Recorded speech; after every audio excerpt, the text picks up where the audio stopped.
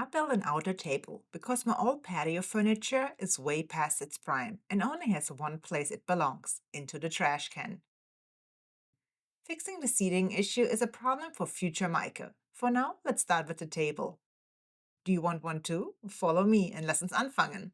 There's dirt on my hands, strong like a tree. There's roots where I stand. So I went to Home Depot to find some pieces of construction lumber, but you know how that goes. It's always a hit or miss to find the perfect piece, and this time it was definitely a miss. So I went to Lumber 85 instead to get some better lumber because I've heard they do have better quality. And oh boy, was I under the wrong impression. The staff there was super nice, but the lumber way worse than anything Home Depot would even sell. So I went to Lowe's to try out my luck there, and as I walked in, I saw this guy with a full cart of beautiful lumber, so of course I had to ask where I can find the same. It's beautiful dry redwood lumber, and I thought it would be perfect for the project. I can't believe I fit those 12-foot lumber pieces actually into my car, but I made it home safely. I started the project by cutting the pieces to size using my miter saw.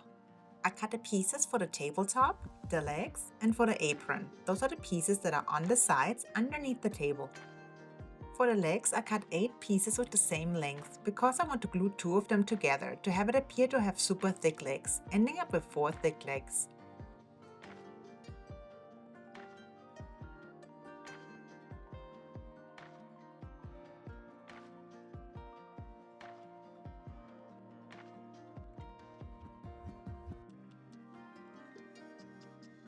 And this is how I will glue the pieces together in a later step.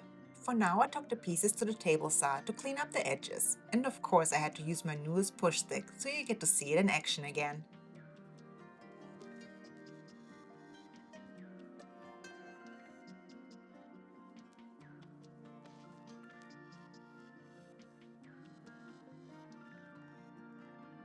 Cutting wood is a dusty job, and I always have a few viewers tell me to stop smiling because I will end up with wood chips in it. But woodworking makes me happy, and I smile when I'm happy. And maybe I like sawdust in my teeth. I think let the haters hate and have as much fun as you like. And of course, this actually weren't wood chips. I never ate wood chips because that would be weird.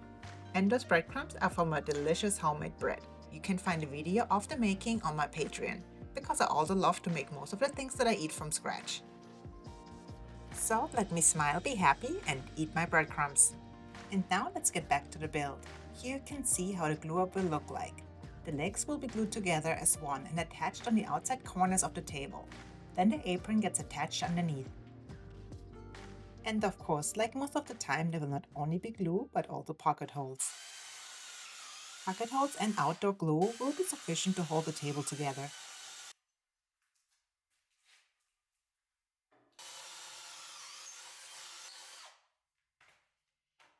Pocket holes are notorious of moving the wood piece the last second, and you end up with your pieces not lined up correctly. One way to avoid this is to use clamps before you screw pieces together. Here I apply wood glue first, then tighten the clamps, and then attach the screws.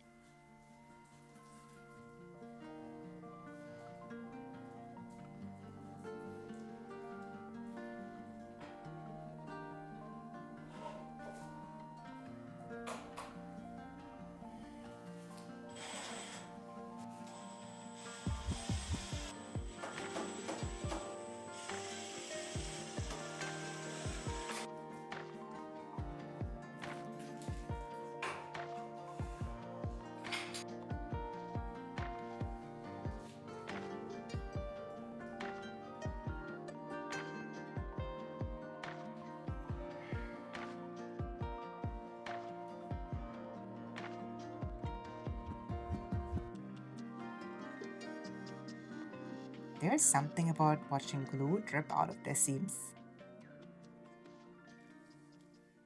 It's all glued up, and for me, it's time to take a break until the glue is dried.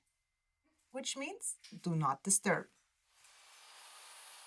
It's the next day, and I started by cleaning up the edges of the leg pieces by using my table saw. I picked up the nicer side that was flat and pushed that against the fence first to cut off the more uneven side with the glue leftovers. Then I flipped it over to the other side.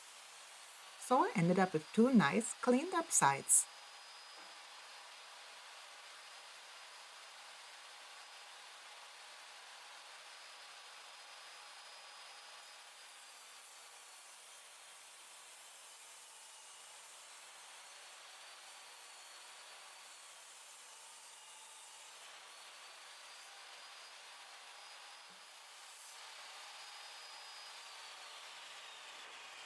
For the last cut here, my dust extractor hose popped off, and you can see what it usually catches. And this is why you never rub wood with bare hands. I got myself a splinter. But you know what they say, something along the lines that you will learn out of your mistakes and don't make it again. Well, there we go, I did it again. Guess I didn't learn out of it. To clean up both ends, I used my miter saw. To make sure all the pieces end up in the same length, I used a stop block. And make sure you do use a stop block because you don't want a wonky table in the end with all crooked legs that are different lengths. Wobble wobble isn't always good.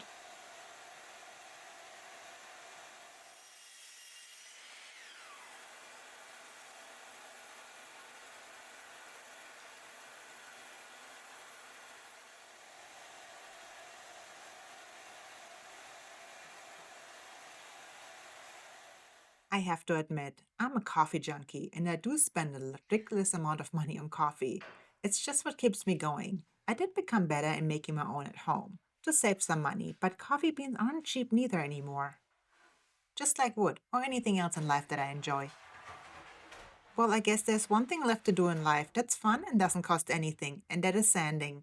Well, I guess it's really not that much fun, but let's make it fun. Let's put on some good music and add some hip swings. Well, this sander isn't gonna do. I need something more powerful. This thing is much better, but it looks like I'm holding on for dear life onto this thing. Isn't it the funniest thing when you record yourself and then watch the video after and you just think to yourself, why did I do this? Or why did it look so strange when I did it? Well, I have a lot of those moments. Once I rough sanded the surface to make it flat, I changed back to my regular sander to sand any marks that the rough sander has left.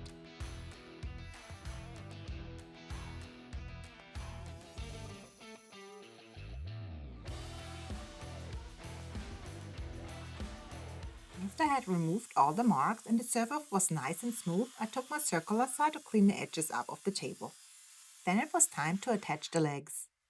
Again, for this, wood glue and pocket screws will do, especially since the apron pieces will add extra strength.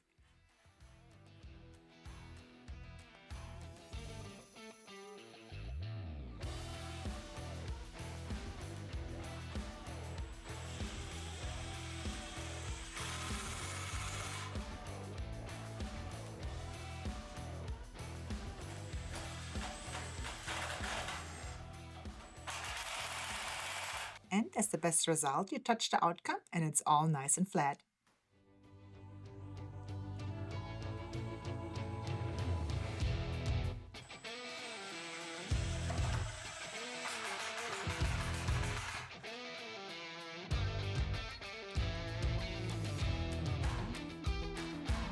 Attach the apron pieces with lots of wood glue and screws.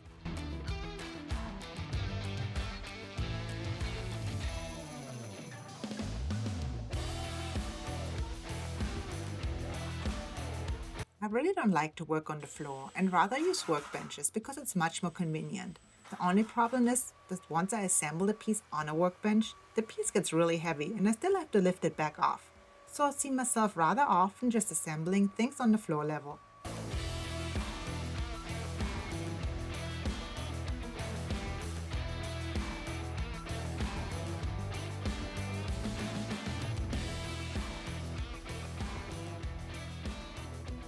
The table looks great. It just needs a quick sand on the surface to take out some of the glue left from the glue up. And then it's ready for the stain. For the stain, I thought I splurged a bit and bought a new brand. This time I'm giving Cabot a try. Have you ever tried the stain out before? I was looking for an outdoor stain. And while most stains have flat out bad reviews, this one was one of them. But I thought I still would give it a try, because I really like the color. So let's see how this one will do. It goes on very nice and smooth. It is also very simple to apply because it is a one-coat stain. Meaning you only put on one coat and that's it. Is there anything better than that? But it does make me very nervous to try a new stain I've never tried before for such a project that needed so much time and effort to build. Because I will stain the rest of the furniture the same color. Well, I hope in the end it wasn't one of my silly decisions I've made. And I really hope the stain will do great. And we are fertig. Well, that is what the table built. Now I have to clean out this area first. New cushions are one of the more expensive parts when building furniture, and those are still in great condition, so I will reuse those. The rest of the furniture just has to go into the trash. It's only April, but it's getting really hot around here. While the sun isn't out today, it still makes you sweat. Luckily, in my neighborhood, we have bulk trash day twice a month, and I can just place out furniture pieces on the curb for pickup. The table is still in good condition, and I think I can reuse it for something. Like they say, it has potential. And that's why I think I might be turning into a little bit of a hoarder. Wow, it's pretty spacious underneath this gazebo. But I think this canopy has to go as well. It's almost disintegrating, just like the carpet did. I will see if I can order a new one online. Besides the discoloration on the bottom sides of the legs, the pergola is still in good condition. And now we are fertig! The table has its new home. I really like how the color of the table accentuates the greenery. And I really like how it goes along with the color of my wall. How do you like the outcome?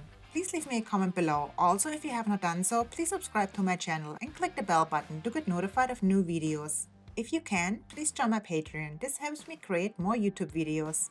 See you next Friday. Tschüss und auf Wiedersehen.